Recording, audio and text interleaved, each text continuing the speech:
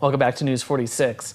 The Nye County Commissioners are looking into increasing brothel fees per quarter. The amount would depend on how many prostitutes are working. For a brothel with 1 to 5 working girls, the fee would go from $1,875 to $2,500. For brothels with 6 to 10 prostitutes, the fee would remain the same at $4,000. The fee would also remain the same for 11 to 15 prostitutes, which is $7,500. For brothels with 16 to 25 prostitutes, the quarterly fee would jump from $7,500 to $12,500. The commissioners are expecting background checks to increase from $5,000 to $7,500, and the public meeting will be held on September 20th in the Board of County Commissioners' chambers. There are 5 brothels in Nye County. The reason for the change, they say, is an outdated ordinance that hasn't been changed for 20 years. The county expects that they will receive a $5,525 per quarter increase in income if the proposed changes are approved. Also in question at the next meeting is whether brothel owners Dennis Hoff, who owns several ranches, and Kenneth Green, who owns the Chicken Ranch, have violated city ordinances by buying billboards advertising their brothels in Nye County. According to Nevada revised statute, a house of prostitution cannot advertise on the public streets of any Nevada city or town or on any public highway. Billboards for Green's Chicken Ranch can be seen in Pahrump, and others advertising Hoff's Area 51 Cat House are found in Amargosa Valley. The commissioners are also deciding on changing the ordinance to allow for more frequent health checks for brothel employees and a requirement for all part owners with an investment stake in a brothel to be identified by the county. All right, understanding what kinds of food provide the best health outcomes is an important area of research. In particular, the types of protein we eat, both animal and plant-based, can have long-term effects on overall health. A new study examined how diets heavy in either animal or plant-based protein sources can influence mortality. This health tip is brought to you by Desert View Hospital and Mountain Valley Physicians Group. Don't put your health on hold. We have time for you. Call us to schedule your appointment. 775-751-7100. Figuring out the components of a balanced diet can often mean endless choices. Both animal and plant-based proteins are part of those choices. Someone's protein intake is potentially associated with long-term health outcomes and mortality. People should not only care about how much protein they consume, but also pay attention to what kind of food they consume to get the protein. Doctors Mingyang Song and Andrew Chan from Massachusetts General Hospital and co-authors examined how animal and plant-based protein sources influence long-term health. They looked at more than 131,000 adults participating in 2 long-running national health studies. Participants provided 25 to 30 years of detailed information on diet, lifestyle, and medical conditions.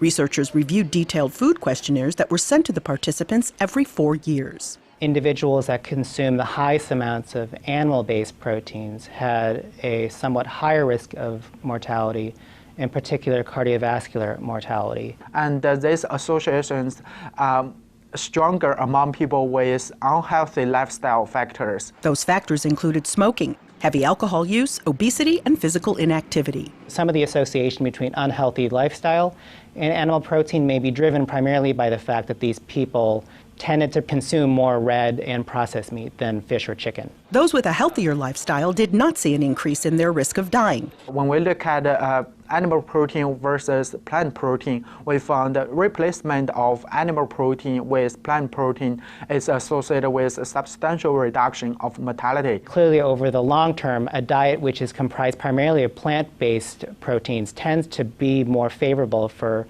longevity than someone who consumes most of their protein from animal sources. Catherine Dolf, The JAMA Report.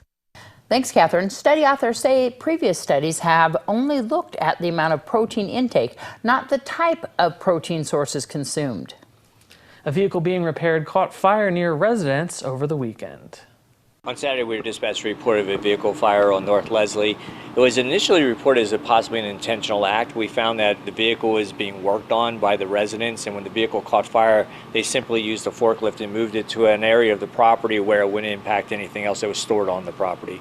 Crews arrived on location, found the vehicle to be well involved, quickly extinguished it. There were no injuries and no extension or exposures. And as far as the forklift, was it the engine compartment that caught fire? I'm not sure exactly what part because it sustained fire throughout, but they were working on the vehicle. I don't know if they were dismantling it, but they simply picked it up and moved it to a separate area of the property. Why was it originally reported as possibly intentional? Do you know? I think it was more the actions that were observed, people moving around with a burning vehicle on the end of a forklift. And Ron Chase tells you what's up for grabs at tomorrow's auction. This segment is sponsored by Nevada Public Auction. Big auction again this week, Thursday at 5:30 p.m. We start our coins as usual. Got some silver, some gold, some graded coins, silver dollars, you name it. And at 6:30 we start everything else. Lots of nice antiques and collectibles this Thursday night. Also guns. BB guns only this time. There's at least 4 or 5 different lots there of nice BB rifles, BB pistols, and then lots of Americana stuff, old seltzer bottles, milk bottles. I got some brand new knives, swords, I think some bows and crossbows, just a lot of everything this week. And I even saw some of the items that are really of interest. Some of these ceramic teapots. There's lots of ceramic teapots. There's a lot of brass and copper pots. Some die-cast cars, like a lot of NASCAR stuff. A bunch of assorted comic books again. Lots of nice jewelry too. Lots of sterling silver jewelry.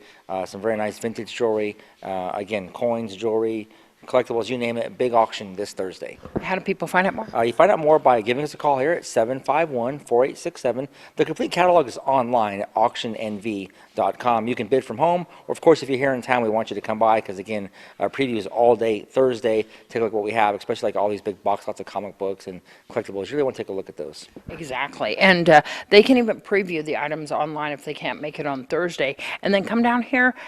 Where are you guys at? We're at 800 Margaret Street. It's one street past the hospital, right off Highway 372. And again, you can call us here, 751-4867, and the website is auctionnv.com. What are your guys' normal business hours here? Pretty much open Mondays and Fridays for picking up merchandise and dropping stuff off for the next auction, and of course, all day Thursday for preview. All right. And if you want to sell some of your own stuff? That's right. 1 item, 1,000 items, your whole house. Just give us a call here at 751-4867. And here's the second part of our conversation from last week with John Jimenez, who manages the men's camp U-Turn for Christ. Usually people come here because they want to turn their life around. That's what the U-turn means. It's actually the sign that means a 180-degree turn or an about face. I'm heading the wrong direction and I need to start heading the right direction. Through biblical wisdom and Holy Scriptures, we teach men and women how to do that. Is it usually drug and alcohol related? It is a recovery home as far as men and women who are suffering with the sin of addiction. We use the biblical term of a reconciliation ministry. People being reconciled back into a right relationship with God through His Word and being a disciplined individual, which means someone who's able to be taught a new way, and that's what the U-turn is for. So usually the people who are arriving here, are they sent through the court system? Do they come on their own? They do come on their own. Most of them are sent from other churches in the communities in Las Vegas, Utah, surrounding states. They'll send people here. You do not have to be addicted to drugs to come here. Your turnaround can be glorious and not come through the sin of addiction, and that's okay. We would love to see that also. But it is mainly, people that are coming here are mainly hooked on some type of drugs. And how do you deal with like the withdrawal and get them through that period? Normally we have a 3-day period for someone who's coming in who what we call is transitioning or detoxing. Each case is different, but normally we allow them 3 days. We do ask if the person is coming in, it's on drugs, that they be at least sober for 24 hours. That's one of the requirements that we ask. If somebody comes in and they need a detox, they're kept in a different area where they can get rest and be watched and be taken care of and monitored as needed. And sometimes we allow even more time. How long is typically the length of the stay here? The length is, first phase is 2 months. That's the minimum. And then we also have a 6-month commitment, which we always recommend to men who are able to stay the 6 months in order to get into that additional grounding, or as a tree would get more roots. It's the same thing with a person that's in the ministry. They would be able to get grounded and rooted more so that when they leave to go back home and into the world, they're able to withstand the storms that may come into their life, so to speak. And when we return, our seniors are going to go on a special field trip tomorrow.